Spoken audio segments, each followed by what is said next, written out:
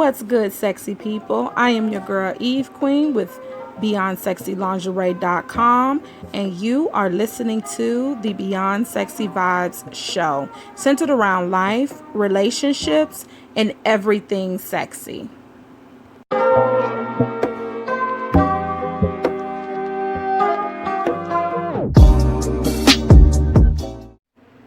What's up, everyone? This is going to be part 1 of Masturbation and Edging. I kind of got carried away, and it's pretty much an hour podcast.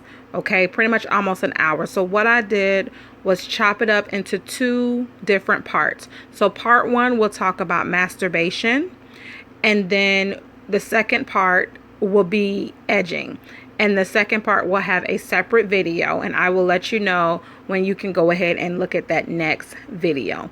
So I hope you guys enjoy. Hello again, my sexy people. We are going to be talking about masturbating, as well as a form of masturbating called edging. Okay, so first things first, let's define masturbation. Masturbation is defined as to touch one's self in a sexual manner. For example, touching yourself for sexual pleasure, which is, I might add, very, very normal. Some sex therapists believe that if we don't masturbate while we're young, that we miss an important step in our sexual development, since masturbation improves an opportunity to learn one's body in response to erotic stimulation. Okay, masturbation is the best way to help have a better sexual experience with a partner, because you already have an idea of what you like and what you don't like. You can masturbate with or without a partner. So, what are the pros with masturbating? First things first, masturbation helps release tension. It helps release stress. Everybody should know my saying, and if you don't, you're going to learn it today. A nut a day keeps the stress away. So, make sure you get your nut a day. Also, masturbation helps you sleep better. I think everybody can agree with me when I say sometimes when we can't go to sleep, sometimes we need to pull out a toy. We got to use our fingers, put them hands to work, and just get one out real quick, just so we can have us a good restful sleep. And sometimes the bigger the orgasm, the stronger the orgasm, the harder the nut, the better you sleep. If you disagree with me, write it down, send me a message. If you totally agree with me, put them likes, them thumbs up, preach, whatever it is, if you feel me. That having a good orgasm definitely helps you sleep better, whether you masturbating or with somebody or not. An orgasm period is very helpful. Masturbating helps you to understand your body, and to also improve your self-esteem and your body image. So understanding your body, knowing your body, actually helps you improve your self-esteem and your body image. I don't know about nobody else, but I am a BBW, and I love the fuck out of myself, I must say. Excuse my language. But it could be because I masturbate once a day or every other day. Who knows? But I know my self-esteem, my self-awareness. I am very in tune with my sexuality, which helps me with my self-esteem and my body image. This is it. This is what I got. I only got the one body I came with, and I love it to death. All right. So keep that in mind when it comes to masturbation. Also, masturbation can help others who may have some sexual problems. It can help treat it. Okay. Sometimes those who are males that has pre-ejaculation really bad, like they actually come too quickly. Masturbation can help them combat that. And also, what I'm going to be talking about later, which is edging, will also kind of help that process too. So make sure you continue to listen on till we talk about the edging segment. So also, ladies, to my ladies with a vagina, masturbation can help relieve your menstrual cramps and muscle tension. So I have used this. I have done this. I've done this before I even was into actually researching about sex and masturbation and things of that nature. It helps. I also like to work out when I'm cramping because it just, for me, it helps. So if you have bad cramps, I recommend masturbating to relieve of cramps. And usually when you're cramping, you're not bleeding yet. Or you're not, your cycle, I shouldn't say bleeding, I should say your cycle isn't actually on. But if it is, it's okay. Make sure you're clean. You wipe yourself clean, because you can just rub on your clit. You don't have to clit with the T at the end. You can rub your clitoris and not necessarily insert anything. Just have an orgasm. Okay. Also, masturbating helps strengthen your muscle tone in your pelvis and your anal areas. And this is for both male and female. So it does help your pelvic area when you masturbate, because all of that tension, that build up that we have and that release, that build up, it contracts and it helps our muscles. All right. So keep that in mind as far as the pros for masturbating. Now, I always try my best to find the negative or the cons of anything that I talk about. And for masturbation, I really couldn't find that many. So there's really not many. I put it like this. There's more pros than there are cons. The pros outweigh the cons. Okay. So what I did find as a con, excuse me, is that if you masturbate too much, it can become addicting. Now, remember the definition of having an addiction, because some people think, oh, I'm addicted to sex. And really, you just like sex. You're not addicted to sex. When you have an addiction means it is messing up your life. It is interfering with your life.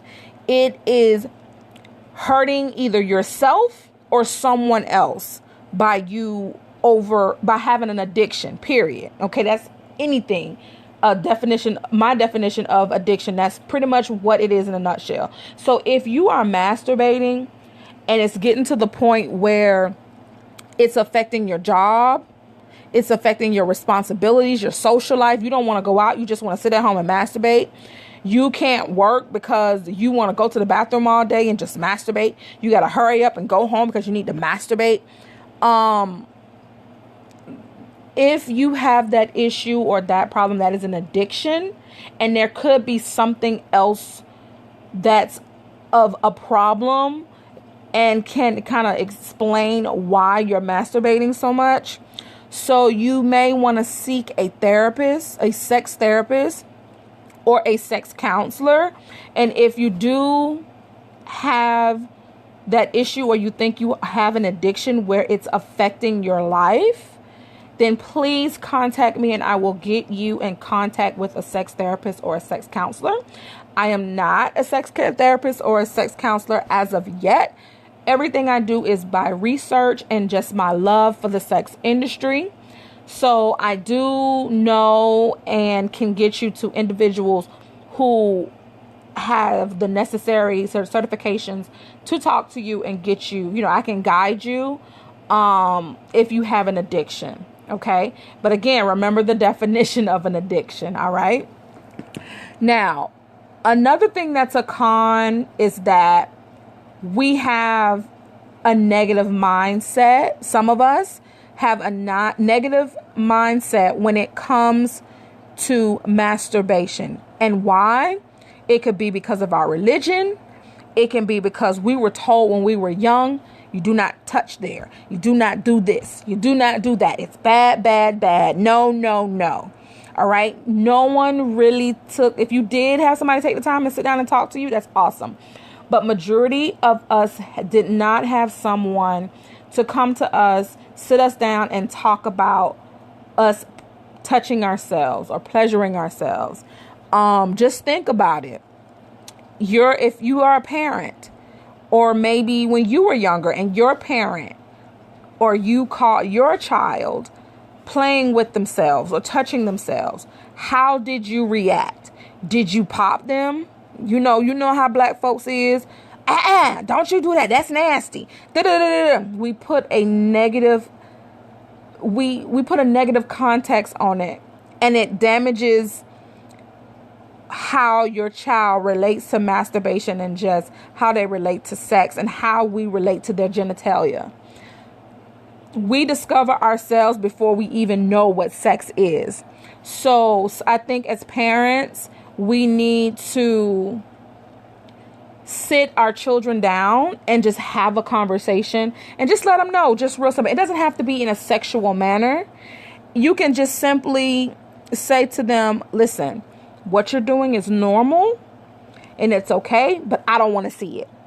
That is something that you do in privacy. You make sure your door is locked, blah, blah, blah, blah, blah. Okay. But I know sometimes you got little boys, especially little boys. Little boys good for it. Little boys will take off their pampers at the age of 1 or 2 and just be playing with their little wee because they discovered themselves and it feels good. I mean, that's what it is. They're doing it because it feels good. So you don't pop them. You just, baby, listen, you can't do that too much. Talk to them. All right. Don't shun them. Don't pop them. Okay. Because that's already sending something negative in their mind that what they doing and what they're touching is bad, and it's not bad. Okay. So keep that in mind. Everyone is different when it comes to how you masturbate, and there is no right or wrong way. Some people masturbate every day. Some people masturbate once or twice a week. Some people don't masturbate at all. And guess what? That's all okay. You can also say that masturbation is safe sex. It is. We talk about abstinence. Think about it. It's the same damn thing. Masturbation is definitely safe sex. Why? Because you're doing it yourself. There's no clit to clit. There's no penis to penis. There's no vagina to penis or vagina to clit or whatever. However you get your rocks off. So there's no STD. All right. No STIs. There's no risk of pregnancy. You're doing it yourself. Okay. Now, if you can get your own self pregnant, then that's a whole nother issue, and you need to go be a part of a science project or something. But pretty much masturbation is very, very safe. As long as you're doing it safe on whatever it is that you decide to do. Again, there is no right or wrong way to masturbate. Now, to masturbate, you can use toys, you can use your hands, you can use pillows, you can use the washing machine, you can use a masturbation sleeve, you can use any and almost everything. I would say as long as you're not damaging yourself and you're being safe, go for it. Okay. Masturbation leads to orgasms, right? That's why some of us masturbate, plain and simple. So what happens when you have an orgasm? When you have an orgasm, it releases a hormone, and the hormone is called endorphins. Okay. So when you release that hormone, that's a hormone that helps block pain and makes you feel good. The same type of hormone or same type release that people get from a drug, taking drugs or having addiction, you hear about endorphins. And it's pretty much just saying it's blocking out the pain and making you feel good. Having that that first hit, that first high. So that's what orgasms help with, and that's how some people can get addicted to having an orgasm. But it's safe, again, as long as you are not addicted to it and it's not controlling your life. It's good to release that hormone because, like, again, as I said earlier, it helps with sleep, it helps with stress. It's a natural way to give yourself a feel-good feeling. There is nothing wrong with masturbating. There is no wrong way with masturbating. I keep saying that. So that's masturbation in a nutshell. Now, what I want to talk about is a little bit about orgasm. Okay. I'm not going to go into orgasming in detail, but I just want to give you the steps of what an orgasm is. Okay.